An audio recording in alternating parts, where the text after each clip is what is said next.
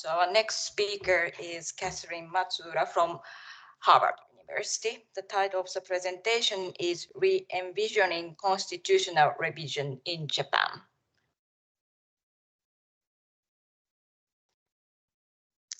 Hello, everyone. I am delighted to be here and speak before so many respected colleagues. This year's EAJRS conference theme, adapting to changing trends in Japanese studies, is brilliant in many ways because, as they say, the only thing constant in this world is change. And this change can be approached in so many ways. For example, I can talk about changes and evolution in technology that have altered our approach to Japanese studies and the resources we collect as professionals. Today, our collections are not only physical materials and digitized materials, but they are increasingly born digital materials as well. Changes within academia that includes a growing transnational research trend. I can also talk about the changing library trends that emphasize knowledge creation over knowledge collection. And the project I'm discussing today is also about a need to alter and reconceptualize a project due to changes within Japan itself. And in that sense, it's always also very specific to Japanese studies. As you can already see from the title in my previous slide, I'm going to talk today about efforts to revise the Constitution of Japan and an 18-year-old collection development project at Harvard that revolved around this project, around this topic.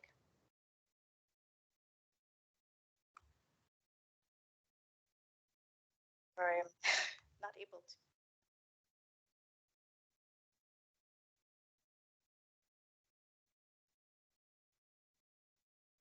Oh, there.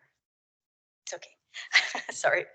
So since the 1990s, Japan has been debating new proposals to revise their constitution, the 1947 post-war constitution. And in November 2005, the leading political party, the LDP or Liberal Democratic Party, published a new draft of the constitution and announced their intention to vigorously pursue changes around Article 9 and Japan's military defense. This 2005 proposal was the impetus for convening both a constitutional revision research committee at the Reischauer Institute of Japanese Studies at Harvard University, as well as launching an initiative to web archive and preserve Japanese websites and online discourse surrounding efforts to change Japan's constitution.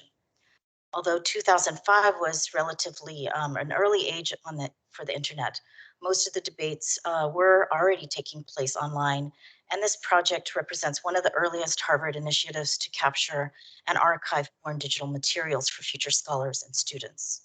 In some ways, this is not a web archiving story that's going to end in happily ever after.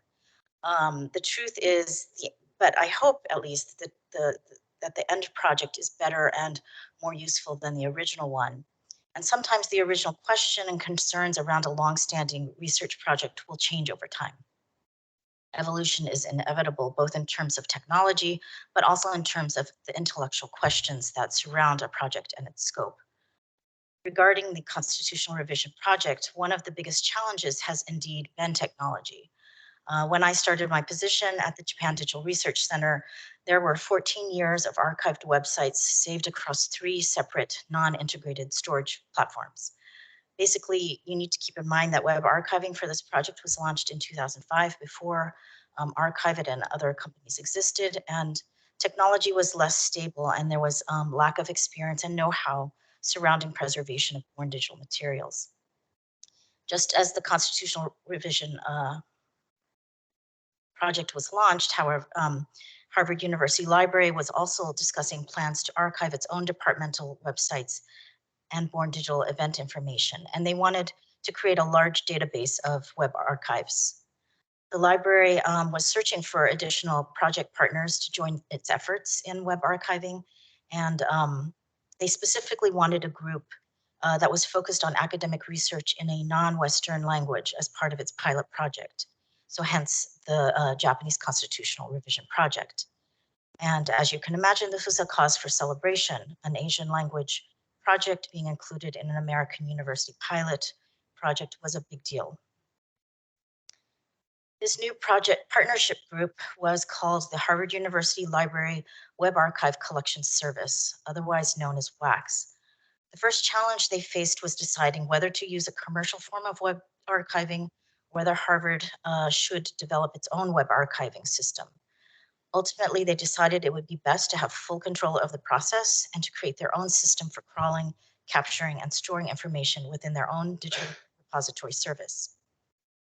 Today, in 2023, this is not the direction that most libraries would choose in North America, and perhaps that is the first warning sign of what was to come.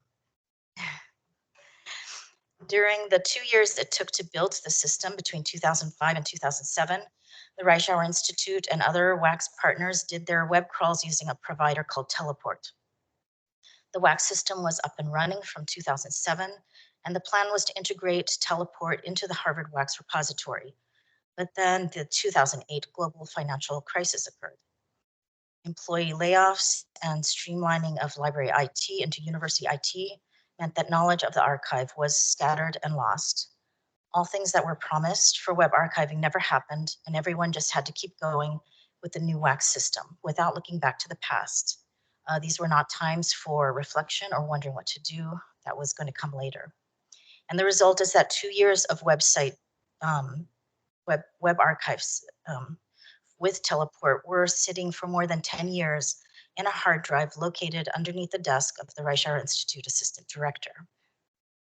In 2016, the crawling and capturing of websites through Harvard WACS system was also halted, and only 1 to 2 weeks, sorry, I have some problems there. Okay, only 1 to 2 weeks notice was given for all web archiving to cease across the entire university. Harvard University IT discovered that potential exists for capturing malware and unintentionally storing it in the Harvard repository, and a full decommissioning of the Harvard WACS system took place that year. Beginning in 2017, when I became an employee of the Japan Digital Research Center, all core functions of web archiving were moved to Archiveit, a commercial subscription service under Internet Archive that allows institutions to build and preserve collections of foreign digital content. Overseeing the transfer of collections that had been saved through the WACS system was not an easy task. In the case of the library, permissions had been required for saving materials in their institutional repository, and because these collections included personal blogs and sensitive materials, there was concern over a violation of terms and what information could be widely open to the public. All of this had to be checked and reconfirmed. While the move to Archiveit provided a lot more stability for web archiving projects at Harvard, it also came with some constraints and a new problem. As part of the university web archiving partnership, new limitations were set for how much could be crawled. Previously, there were no limits with WACS, and costs were also minimal in the early years of web archiving compared to what they are today. The cost of web archiving is typically negotiated annually, and websites can require a lot of data depending on their size. Plus, we were crawling a lot of sites. Originally, the Constitutional Revision Project was archiving 59 websites through the Harvard WACS system. But due to growing discourse in Japan around constitutional change, these numbers were growing every single year. For example, the Constitutional Revision Project included websites for business groups, government organizations, labor groups, legal organizations, mass media, national citizens groups, political parties and individual politicians, religious groups, research institutes and intellectuals, student groups, veteran groups, and women's groups. When we speak of constitutional revision, this is often placed in the context of Japan's military and Article 9, Japan's clause renouncing war. But over time, proposals for revising the Constitution eventually began to include issues such as whether a female can be emperor, the emperor's abdication of the throne, various rights and duties of citizens, the structure of government, gender equality in marriage, freedom of religion, and so much more. On the one hand, you could argue that the topic of constitutional revision was not clearly defined in the beginning, and that made it unwieldy and resulted in a very large number of website crawls. But on the other hand, you could also argue that the subject of constitutional revision touches all aspects of civil discourse, and the project itself was evolving over time. The original question was whether Japan would change their constitution and what kind of military would result from revision. But over time, as formal constitutional change did not take place, new questions began to appear. And the ultimate question around this project is not one that is limited to political scientists, and it's not one that can be easily grasped by looking at a list of archived websites. Because the real question in Japanese studies became, what kind of Japan do Japanese citizens want to see? This is not the same question as it was originally conceived. And even though I would argue that the second question, what kind of Japan do Japanese want, is much more interesting to many different audiences, the truth is the large scope and the new cost associated with web archiving was a big hurdle to cross, particularly after the previous challenges that were encountered in the past. And growing cost and staff time needed for web archiving went hand in hand with three other discoveries. When our data was transferred from WAX to archive it, we lost most of our Japanese metadata. The Harvard WAX system had allowed us to create description and metadata across two interfaces and two separate fields, one in English and one in Japanese. But archive it does not have that option. Instead, all our metadata was jumbled, and in the migration, most of the Japanese was lost and unsalvageable. In 2017 and 2018, the search functionality with Archive It was challenging, and discovery was a serious problem, even in English, but even more so for Japanese. A search would be performed on each individual Japanese character rather than the full word. Keyword searches would generate, enormous number of hits, but most of them were not relevant or accurate. That's not to say the search functionality of the original Harvard WAX system was any better. It's just that our standards and expectations around searching has grown over time, and the technology around this has grown a lot in the last 10 years or more. And finally, the third new challenge, after the creation of the Japan Digital Research Center, we were finally able to investigate the initial teleport web archiving content that had taken place between 2005 and 2007. And in the end, we learned that nothing usable remained. It was all gone. Thus, it is perhaps not surprising in 2019, after 14 years, nearly all web archiving for the constitutional revision project ceased. The only thing we continue to archive are constitution drafts created by various organizations and individuals, and instead we turned our attention towards re-envisioning this project and thinking about what users might be looking for when they explore a subject like constitution revision. The long pandemic slowed us down, but we have launched a new site for the Constitutional Revision Project. The URL is here. The new project is based on the original groups we were web archiving, plus numerous new voices as well. But instead of organizing the content around archived websites, we use current Constitution chapters, voices engaged in various types of civic discourse, and the multiple drafts that have been created as a way of centering this project around the archived websites. In terms of technology, the new Constitutional Revision Project is built on Drupal and React. You will find that we did not add a lot of highly technical features to this site. Instead, given the challenging history of this project and some of the many lessons we've learned about the fragility of digital materials over the years, our focus and priority has been on technological sustainability, as well as a curated simplicity that allows a complex subject, like constitutional revision, to be broken down into manageable entry points. This simplicity also allows the content to shine and potentially opens the door for future conversations around scalability and growth. This new site has also been built with our anticipated users at the forefront. It offers a variety of ways to engage with materials, both in the original Japanese language as well as in their English translation. Every single page of the site can be viewed from 2 languages. Translating these materials into English was an important part of our work during the pandemic because we are trying to think of a multitude of users.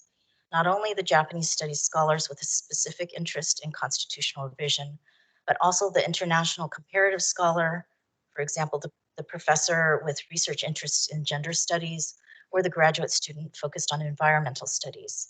As Japanese studies is increasingly becoming part of a larger global transnational studies, We are trying to make these resources more accessible to people who may only be thinking of Japan as one region amongst several in their studies. And finally, we are also thinking about another important aspect of scholarship, the teaching and instruction of students, particularly students who in many cases are unable to read Japanese. In that sense, this site is also a pedagogical tool for instructors to use with younger undergraduates or even high school students in a civic course and help introduce them to the world of Japan studies. So if phase 1 of digital curation was archiving and preserving born digital materials, then phase 2 of this project is encouraging discovery and use of the materials that have been carefully selected over the years. In that sense, one of the most exciting things about being a Japanese studies librarian and working on digital projects right now is that we are no longer just focused on digitizing materials or the collection of knowledge. As professionals, we are clearly moving into knowledge curation and knowledge creation. And this project is one example of ways we are building bridges into research and scholarship. This is the landing page. It contains more than what is immediately visible, and I would encourage you to explore it when you have some time. But one of the entry points into the project is through the chapters tab on the top navigation bar. The chapters are laid out in tiles with a small number of links to prominent organizations or topics related to this section. Each chapter tile can be clicked individually or selected from a drop-down menu.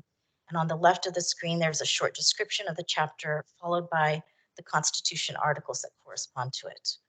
The purple side includes a full list of stakeholders who are discussing revisions of this chapter, and this list of voices is followed by purple links to short essays that provide context to the topics that are being debated. There's a total of 10 topics we've added to the site, and I showed one previously. And like all areas of the site, everything can be seen in the original Japanese. This is an example of a voices section of the project, the LDP. The left side of the page contains a summary of the group and various committees that may be relevant. The bottom section may also include related materials in English, but please be sure to check the Japanese side of the project, which may have many more materials. On the purple side of the screen, you can see links to new constitution drafts written by the LDP, as well as links to current and archived websites. All of the voices have been listed in random order, and we've scrambled the order occasionally so that no voice is given preferential treatment.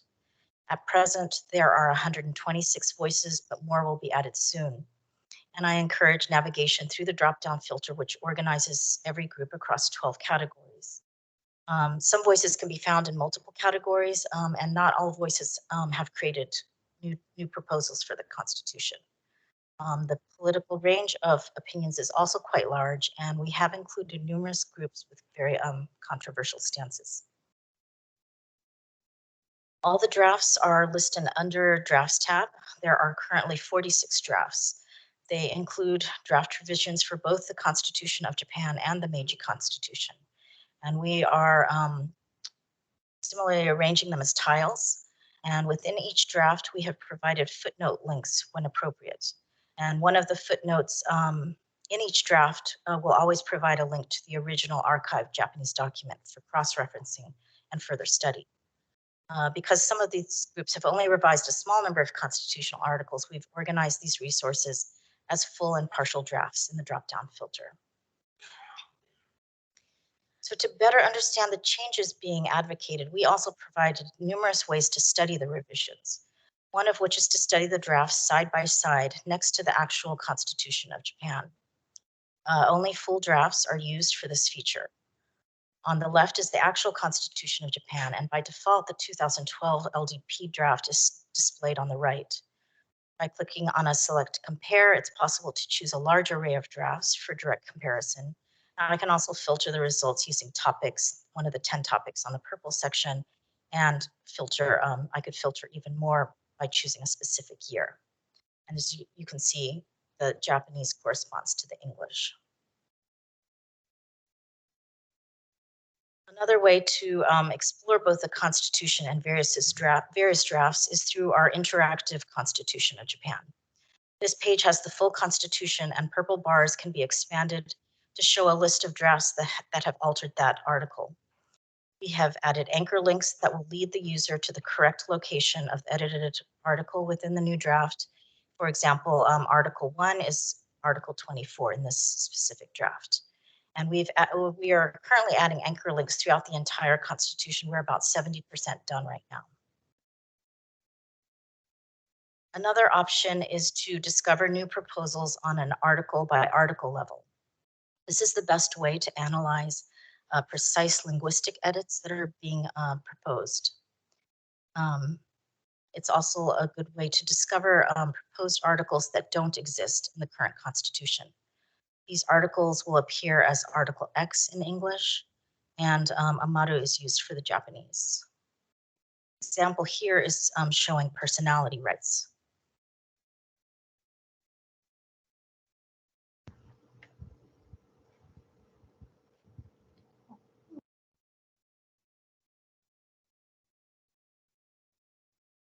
Based on user requests, we have also gone back in time and added multiple drafts and features centered on the Meiji Constitution, which includes both a compare Meiji drafts feature, very similar to the Constitution of Japan, that allows users to view draft proposals next to the original Meiji draft in English and in Japanese, as well as an interactive Meiji Constitution that is also in English and Japanese.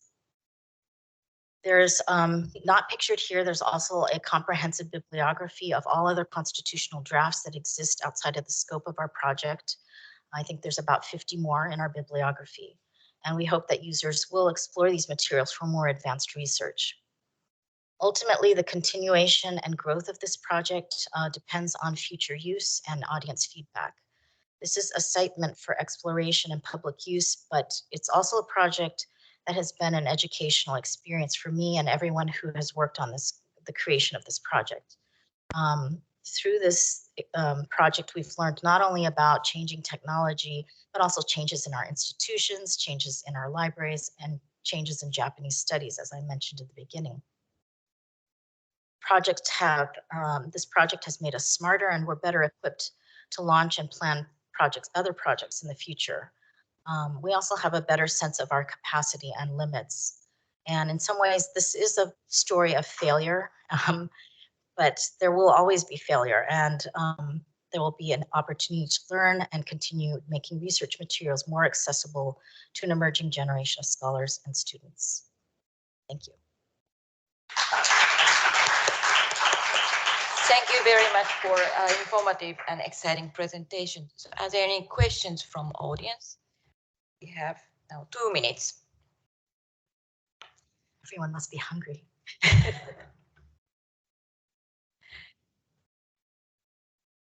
No questions? Maybe you audience can ask questions at lunchtime or break time. So thank you very much for your presentation, and thank you all presentators for exciting presentations. So I would like to close the session 7.